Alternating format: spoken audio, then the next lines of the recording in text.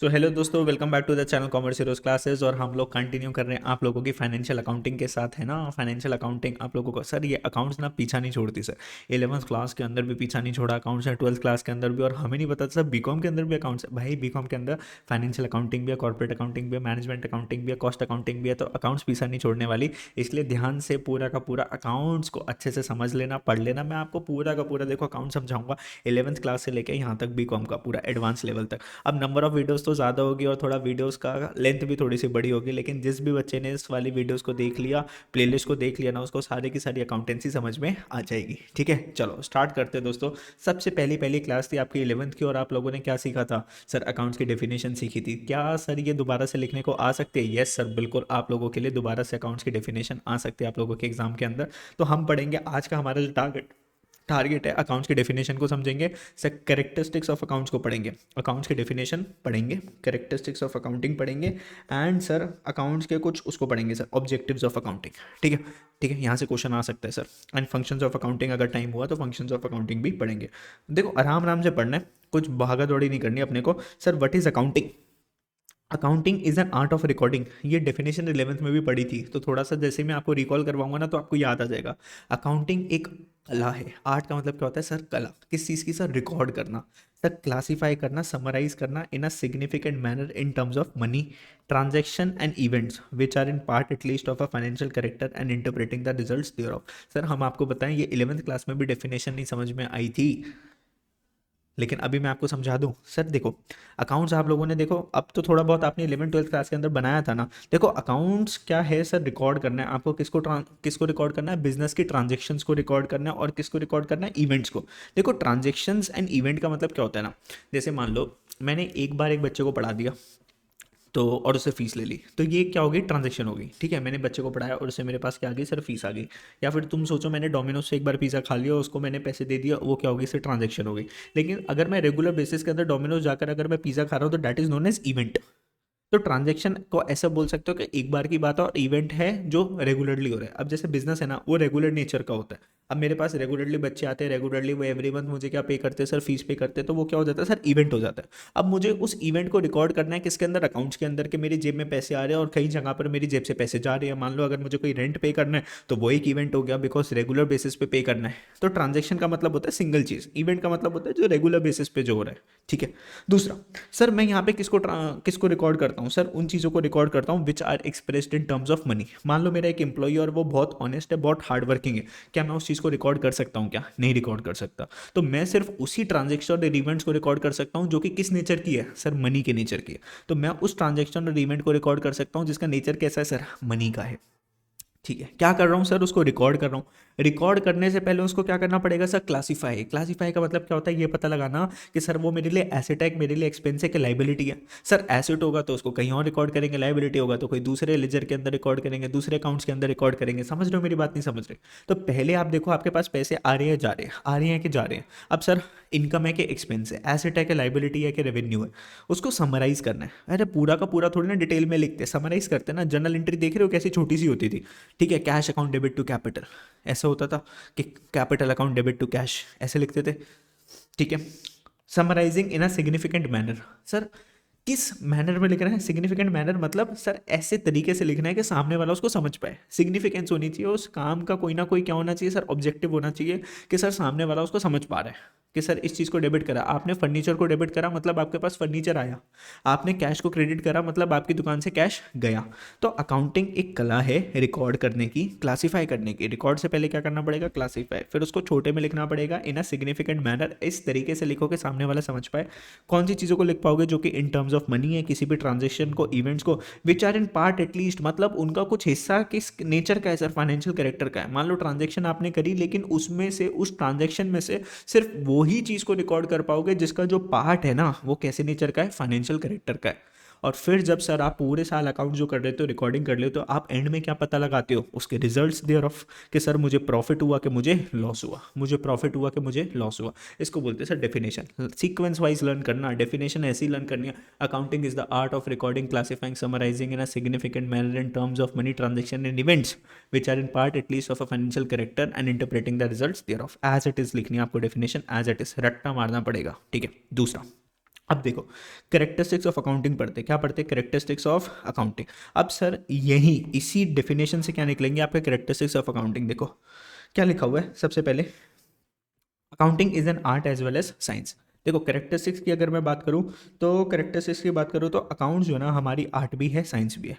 Accounting is an art of recording, classifying, summarising transaction which are in with the view to ascertain the net profit और financial position of business. Sir हम accounts को record क्यों करते हैं, classify क्यों करते हैं, summarise क्यों करते हैं, ये पता लगाने के लिए कि प्रॉफिट हुआ कि हमें लॉस हुआ, और बिजनेस की फाइनेंशियल पोजीशन जानने के लिए। पता है बिजनेस की फाइनेंशियल पोजीशन कौन बताता है, सर बिजनेस की फाइनेंशियल पोजीशन बताती है बिजनेस की बैलेंस शीट। कौन बताता है, बिजनेस की बैलेंस शीट। मतलब आज बैलेंस शीट कब बनती है, लास्ट डे पर बनती है, दैट इज 31 मार्च को बनती है। तो 31 मार्च को हमें पता होना चाहिए हमारे पास कितने एसेट्स और कितनी लाइबिलिटीज है। Accounting is also a science since it is also organise body of knowledge. जैसे साइंस है ना, ऑर्गेनाइज्ड है। सर अपने को पता है H2O का मतलब क्या होता है, वाटर। ऑक्सीजन का एक मॉलिक्यूल, हाइड्रोजन के दो मॉलिक्यूल क्या बनाएंगे सर, अपना वाटर बनाएंगे। तो ऐसी हमारी जो ये है ना, ये भी ऑर्गेनाइज बॉडी ऑफ नॉलेज है।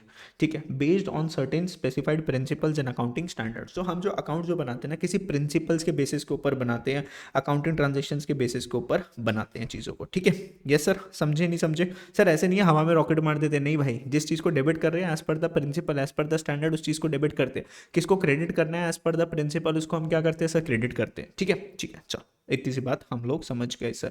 दूसरा, recording of financial transactions only. उसी ट्रांजेक्शन को रिकॉर्ड कर पाओगे जिसमें मनी की बात चल रही है। Only those transaction and events are recorded in accounting which are of financial character. They are so many transactions in the business which are very important for business but can not be measured and expressed in terms of money and hence such transactions will not be recorded. कुछ ऐसी चीज़ें जिसको money की form में record नहीं कर सकते, उसको रिकॉर्ड नहीं करेंगे। Recording in terms of money, each transaction is recorded in the books in terms of money only. ठीक है, for example if a businessman purchases 200 chairs and 10 tables, their value in terms of money will be recorded. ठीक है, तो उनकी जो value है ना उसको हम क्या करेंगे, रिकॉर्ड करेंगे कि सर इतने की टेबल आई थी, इतने की चेयर आई थी। Classifying, after recording the transaction in journal or subsidiary book, transactions are classified. Classification is the process of grouping the transaction of one nature at one place. जो assets है उसको एक जगह पे लिखा, लाइबिलिटीज को एक प्लेस पे लिखा, रेवेन्यूज को एक प्लेस पे लिखा in a separate account. The book in the various accounts are open is called a ledger. आपको याद है ना, पहले जर्नल एंट्रीज करते थे फिर लेजर करते थे। एक एक करके सारी चीज़ें आप लोगों को समझाऊंगा। फिर बात करते हैं सर किसकी, समराइजिंग की। Summarising is the art of presenting the classified data in a manner which is understandable. तो सर इस तरीके से आपको बिजनेस की चीज़ों को लिखना है, ट्रांजेक्शन्स को लिखना है कि सामने वाला उसको समझ पाए, अंडरस्टैंडेबल। यूजफुल है मैनेजमेंट के लिए, डिसीजन लेने के लिए। सर मैनेजमेंट को पता होना चाहिए कि सर प्रॉफिट हो रहा है, लॉस हो रहा है, इस बिजनेस से लॉस हो रहा है तो बंद कर दो, प्रॉफिट चल रहा है तो इसको एक्सपैंड करो। This involves the balancing of ledger account and the preparation of trial balance with the help of such balances. तो आप जनरल एंट्री बनाओगे, जनरल एंट्री से क्या बनाते हो, लेजर, लेजर से क्या बनाते थे, ट्रायल बैलेंस। एक एक करके सारी चीज़ों को हम लोग समझेंगे। वैसे भी आपने 11th क्लास में थोड़ा बहुत तो पढ़ रखा है ना, एकदम ऐसे जीरो तो नहीं हो आप लोग, है ना। Presentation of the interpretation of the result. Interpretation का मतलब क्या होता है, ये पता लगाना कि भाई इतनी मेहनत जो करी पूरे साल, तो सर हमारे बिजनेस में प्रॉफिट हुआ कि लॉस हुआ। In accounting the results of business are presented in a manner by preparing the trading profit and loss account and the balance sheet, है ना। ये सब चीज़ें बनानी सीखेंगे अभी, बड़े बड़े अकाउंट्स बनाएंगे एकदम। बेटा ऐसे बड़े बड़े क्वेश्चन होंगे कि आधे घंटे में क्वेश्चन हो पाएगा हमारा। That the parties interested in the business such as proprietor, managers, bankers, creators, employees can have full information about the profitability. तो बिजनेस के प्रॉफिट्स निकालने के लिए आप क्या बनाते हो sir, trading account, profit and loss account and balance sheet. Class 11th में बनाते थे ना। ट्रेडिंग अकाउंट से क्या निकलता था, ग्रॉस प्रॉफिट निकलता था या ग्रॉस लॉस। पीएनएल अकाउंट से क्या निकलता था, नेट प्रॉफिट या नेट लॉस। और बैलेंस शीट आपको क्या बताती थी, फाइनेंशियल पोजीशन, कि सर हमारे एसेट्स कितने और हमारे लाइबिलिटीज कितनी है। ठीक है सर। कम्युनिकेटिंग, सर हमारा जो भी रिजल्ट है वो हमें क्या करना पड़ेगा सर, इन्फॉर्म करना पड़ेगा बाहर वालों को। जैसे मान लो जो बैंक है ना, बैंक जिससे मैंने लोन ले रखा है, उसको मैं बताऊंगा नहीं क्या मेरा बिजनेस में प्रॉफिट चल रहा है, लॉस चल रहा है। या मान लो कोई इन्वेस्टर है, उसने मेरे बिजनेस में पैसे लगा रखे हैं, तो उसको बताना पड़ेगा ना। मेरे कंपनी के जो एम्प्लॉइज हैं उनको बताना पड़ेगा, देखो जिस कंपनी में आप काम कर रहे हो वो कंपनी प्रॉफिटेबल है तो आपको क्या मिलेगा, बोनस मिलेगा। तो उसको क्या बोलते हैं, communication. Accounting attributes also include communication of financial data किसको, users who analyse them as per the individual requirement. तो यूजर्स कौन हो गए, वो लोग जिनको जिनको आपके बिजनेस से क्या पड़ता है, फर्क पड़ता है। जैसे आपके बैंकर्स हो गए, आपके इन्वेस्टर्स हो गए, गवर्नमेंट हो गई। गवर्नमेंट को पता लगाना है कि भाई तूने जो टैक्स पे करा है ठीक पे करा है कि गलत पे करा है। तो वो आपको क्या देखना चाहती है, बिजनेस के प्रॉफिट्स, जितना प्रॉफिट है उस हिसाब से टैक्स पे कर दो। दूसरा, बात करते हैं ऑब्जेक्टिव्स ऑफ अकाउंटिंग। सर ये जो अकाउंटिंग हम जो कर रहे हैं इसका ऑब्जेक्टिव क्या है, टू कीप सिस्टमैटिक रिकॉर्ड। भाई आज से अगर मैं पूछूं आपने 20 दिन पहले 100 रुपये खर्च करे थे, बताओ कहाँ पे खर्च करे थे, याद रहेगा नहीं सर। ऐसी बिजनेस के अंदर तो क्या होती है सर, बहुत सारे ट्रांजेक्शन्स होते हैं, उन ट्रांजेक्शन्स को हमें क्या करना है, सिस्टमैटिकली रिकॉर्ड करना है। To keep systematic record of business transactions को रिकॉर्ड करके रखना, कितनी इनकम हुई, कितने एक्सपेंसेस हुए। The main objective of accounting is to keep complete record of business transaction according to specified rules के हिसाब से आप सारी की सारी क्या करोगे बच्चों लोग, रिकॉर्डिंग करोगे। ओ भैया ध्यान से, ओ देखते रहो वीडियोस को, यहाँ देखो, इधर उधर क्या देख रहे हो, रूम के अंदर कोई नहीं बैठा हुआ तो कुछ भी करोगे हैं, इंस्टाग्राम भी चला रहे हो, मेरे को देखो, मेरे को वीडियो अच्छी लग रही है, क्या करो, लाइक करो, अभी वीडियो को क्या करो, लाइक करो, चैनल को सब्सक्राइब करो, सब्सक्राइब का बटन नहीं दबता तुम लोगों से। और नीचे नीचे क्या कर दिया करो सर, कमेंट करके बता दिया करो ना सर, कैसी लग रही है वीडियोस, नहीं लग रही सर, ये नोट्स दे दो हमें, नोट्स दे दो, बड़े अच्छे हैं नोट्स, चाहिए तुम्हें नोट्स, चाहिए, बोलो जल्दी, नहीं हो कमेंट बॉक्स में कमेंट करके बताओ सर हमें नोट्स चाहिए, फिर मैं बताऊंगा तुम्हें नोट्स कैसे मिल सकते हैं। To calculate the profit and loss. The second main objective of accounting is to ascertain the net profit earned or the losses suffered on account of business transaction during a particular period. Sir हम accounts क्यों बना रहे हैं, ये पता लगाने के लिए कि मुझे प्रॉफिट हुआ कि मुझे लॉस हुआ पूरे साल बिजनेस करके, मेहनत करके, ठीक है sir. To know the exact reason leading to the net profit और नेट लॉस, सर रीजन क्या था लॉस का, रीजन क्या था प्रॉफिट का। To ascertain the financial position of business, financial position कौन बताता है, बिजनेस की बैलेंस शीट, बैलेंस शीट बताती है कंपनी के एसेट्स कितने और कंपनी की लाइबिलिटीज कितनी है, ठीक है। To ascertain the progress of the business from year to year, sir मैं कंपेयर करता हूँ, पिछले साल मैंने कितना कमाया, इस साल मैंने कितना कमाया, ठीक है। कंपैरिजन करना चाहिए नहीं करना चाहिए, कि पिछले साल क्या कर रहे थे, इस साल क्या कर रहे हो, इस साल क्या होनी चाहिए सर, ग्रोथ होनी चाहिए लास्ट ईयर से, तो वो कैसे पता चलेगा, जब तक अकाउंट्स नहीं बनाओगे तो कैसे पता चलेगा।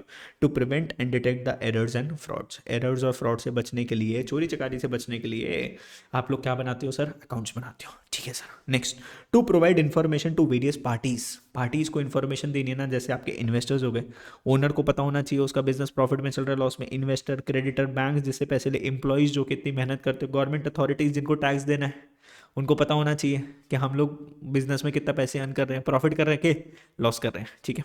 ओके सर, तो भैया हेडिंग्स लर्न कर लेना, अंदर का तो आप लोग माल वाल लिख दोगे ना, आप लोगों को क्या लर्न करना पड़ेगा, यहाँ पे हेडिंग्स लर्न करनी पड़ेगी। दूसरा हम बात करते हैं functions of accounting, yes functions of accounting.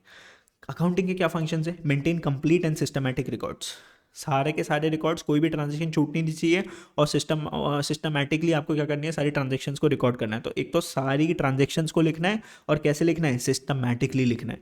तो the main function of accounting is to maintain complete and systematic records. उसको रिकॉर्ड करने के बाद, जर्नल लिखने के बाद किस में भेजोगे, लेजर में, लेजर के बाद आप क्या बनाते हो सर, ट्रायल बैलेंस, और ट्रायल बैलेंस के बाद क्या प्रिपेयर करते हो, financial statement. Communicating the financial results to various parties, अब जो भी रिजल्ट जो है वो किसको पता लगाओगे, the main function of accounting is to communicate the information किसको, यूजर्स को, ठीक है। अभी ऊपर पढ़ाया कौन होते हैं यूजर्स, आपके इन्वेस्टर्स और bankers. Protecting the assets of the business, another function of accounting is to maintain proper records of various assets such as cash in hand, sir मेरे पास बैंक में बैलेंस कितना है, स्टॉक कितना पड़ा हुआ है, डेटर्स कितना है, ताकि सर तुम सोचो ना भाई लोग, अमेजोन इतनी बड़ी कंपनी है, कितना सारा स्टॉक रखा होता है उसके वेयर हाउसेज के अंदर, उसके एम्प्लॉयज अगर खुद ही चोरी कर ले तो उसको तो पता ही नहीं चलेगा ऐसे। तो भैया उसने क्या कर रखा है, प्रॉपर अकाउंट्स मेंटेन कर रखे हैं, ताकि इतना सारा जो डिलीवरीज जो होती है, पता है डेली की करोड़ों डिलीवरी करता है Amazon all over the world, और तुम सोचो वहाँ पे पता है पूरे साल के अंदर बहुत कम चोरियाँ होती है वेयर हाउसेज के अंदर। तुम सोचो अगर ढंग से वहाँ पे मैनेजमेंट ना होना तो एम्प्लॉयज़ ही पूरी कंपनी को क्या कर दे सर, लॉस पे लिया है। अब सर ये कैसे पॉसिबल हो पाता है, आप अपने एसेट्स को कैसे प्रोटेक्ट कर पाते हो, बिकॉज ऑफ अकाउंट्स। इसके बहुत सारे एग्जांपल्स है, देखो अब एग्जांपल्स में जितने मर्जी दूंगा ना वीडियोस बहुत लंबी हो जाती। अब तुम सोचो, मान लो रिलायंस इंडस्ट्रीज एक कंपनी है, उसके बहुत सारे ऑफिसेज हैं, ठीक है, उसके बहुत सारे ऑफिसेज हैं, ठीक है। तो एक एग्जांपल दूँ आप लोगों को, सर एग्जांपल दो हमें, एग्जांपल चाहिए। तुम सोचो ये कौन है, ये कौन है, बोलो ये कौन है सर, शक्ल से तो आप लग रहे हो, हाँ मैं ही हूँ, तो ये आपके हो गए सर, ठीक है, मैं हो गया। मैं कौन हूँ पता है, मैं एक रिलायंस इंडस्ट्रीज़ कंपनी का ना मैनेजर हूँ, मैनेजर। तो रिलायंस इंडस्ट्रीज़ की जो ना यहाँ पे दिल्ली के अंदर एक ब्रांच है, उसका मैं कौन हूँ, मैनेजर हूँ, एकदम सीनियर वाला कौन हूँ, manager, manager of Delhi branch. और यहाँ पर क्या है, मुंबई, ओहो मुंबई। तो मुंबई के अंदर जो है ना रिलायंस इंडस्ट्रीज़ का हेड ऑफिस है, रिलायंस इंडस्ट्रीज़ का क्या है सर, हेड ऑफिस है, ठीक है। आर आई एल का क्या है दोस्तों, हेड ऑफिस है। अब मैं ब्रांच का क्या हूँ सर, मैनेजर हूँ, एक इनकी दिल्ली के अंदर ब्रांच है और उसका मैं कौन हूँ, मैनेजर। बेटा मेरे को ब्रांच के अंदर जो है ना 10 चेयर चाहिए थी, 4 टेबल चाहिए थी, 2 AC चाहिए थे, एक प्रिंटर चाहिए था, ठीक है, ये सारी चीज़ें मुझे चाहिए थी। तो मैंने मुंबई हेड ऑफिस में फ़ोन करके बोला, देखो हमारी ब्रांच के अंदर जो है ना चेयर सारी ख़राब हो गई, 10 चेयर भेज दो, 2 टेबल भेज दो, एक 2 एसी भेज दो, एक प्रिंटर भेज दो। तो मैंने क्या करा, ये टेबल चेयर मेरे पास आ गई, इसमें से 2 चेयर उठा के मैं अपने घर पे ले गया, इसमें से एक टेबल मैं अपने घर पे ले गया, एक एसी मैं अपने घर पे ले गया। बताओ किसको क्या पता चलेगा कहाँ चला गया एसी, कहाँ चलेगी टेबल, कहाँ चलेगी चेयर? अब बताओ ऐसे चोरी चकारी हो सकती है नहीं हो सकती? यस सर, बिल्कुल हो सकती है सर। तो इन जितनी भी एसेट्स है ना, इनके नीचे बच्चों आप देखना, जिस भी ऑफिस के अंदर जाओगे ना, इनके नीचे एक इनका नंबर होता है, स्लिप लगी होती है इनके ऊपर। बैंक के अंदर भी जाओगे ना, टेबल के नीचे देखना, इसी के ऊपर देखना, नंबर लिखा होता है। तो इसमें पता चलता है कि जैसे मान लो 10 चेयरें आई ना, तो उसका नंबर देखो, तो वहाँ पे जो ना फिर एक सीए आता है, वो अपने बंदे को भेजता है ऑडिट करने के लिए, देखने के लिए इस बंदे ने 10 चेयर अगर मंगवाई थी तो कहाँ पे रखे हैं वो चेयर्स। ठीक है, तो ऐसे भी अपनी बिजनेस के एसेट्स को आप क्या कर सकते हो, प्रोटेक्ट कर सकते हो। ठीक है, बहुत लंबा एग्जाम्पल है, जितनी चाहे एग्जाम्पल ले लो, फिर वीडियो उतनी लंबी हो जाती है आप लोगों की। आगे बात करते हैं sir, providing assistance to the management. Assistance का मतलब होता है हेल्प। तो आपके अकाउंट जो है हेल्प करते हैं किसकी, मैनेजमेंट की। क्या करने के लिए सब, प्लान करने के लिए, कंट्रोल करने के लिए, डिसीजन मेकिंग के लिए, कौन से बिजनेस को चलाए, कौन से बिजनेस को बंद कर दे। दूसरा दूसरा दूसरा दूसरा next, trusteeship. In case of companies, the management is entrusted with the task of controlling the resources of the enterprise. The management is expected to act as a trustee of the company's funds and the accounting assists them to control। देखो ना भाई क्या लिखा हुआ है, trusteeship का मतलब क्या होता है, विश्वास। क्या मतलब होता है विश्वास, trust. In case of companies, management is interested with the task of controlling the resources of the enterprise. जो मैनेजमेंट है ना, वो कंपनी के रिसोर्सेज को क्या करती है सर, होल्ड करके रखती है। पैसों को क्या करके रखेगी, सेव करके रखेगी, इधर उधर अननेसेसरी क्या नहीं करेगी, एक्सपेंसेस नहीं करेगी। Management is expected to act as a trustee of the company's fund. Company के पैसों को क्या करके रखना है सर, संभाल के रखना है। जहां जरूरत है वहां खर्च करो। आपने बैंक से लोन ले लिया, इन्वेस्टर लोग से पैसे लिए, शेयर्स इशू करके, आप पैसे उड़ा दोगे क्या उसको? नहीं sir. And the accounting assist them to control the resources properly. Accounting से पता चलता है कि जो मैनेजमेंट है ना, इसने इतने पैसे लिए, करोड़ों रुपए, इसने खर्च कहाँ पे करे। ठीक है, जिम्मेदारी होती है इन लोगों की कि पैसे को कहाँ पे खर्च करना है, सिर्फ अब बिजनेसेस के लिए खर्च करना है फॉर द ग्रोथ ऑब्जेक्टिव। दूसरा, compliance of legal needs. Sir सरकार आपको बोलती है, गवर्नमेंट आपको बोलती है कि प्रॉपर अकाउंट्स मेंटेन करो। हम कभी भी आके क्या करेंगे, चेक करेंगे, ये देखने के लिए आप ढंग से टैक्स पे कर रहे हो नहीं। Under the provision of various laws such as the companies act, income tax, GST, a business firm has to submit various statements such as annual accounts, साल के accounts, income tax and the GST returns. Accounting perform this function by supplying the information to the government agencies. तो government agencies को information देते हैं कि भाई हमारा GST कितनी सेल्स कर रहे हैं, जीएसटी कितना पे कर रहे हैं। ठीक है, सब कुछ। तो प्रॉपर अकाउंट्स बनाओगे जब भी तो आप सरकार को क्या दे पाओगे सर, एविडेंस दे पाओगे, प्रूफ दे पाओगे कि देखो गवर्नमेंट, हम पूरा का पूरा टैक्स अच्छे से पे कर रहे हैं, आप हमारे ऊपर ऐसे अननेसेसरी पेनल्टी नहीं लगा सकते।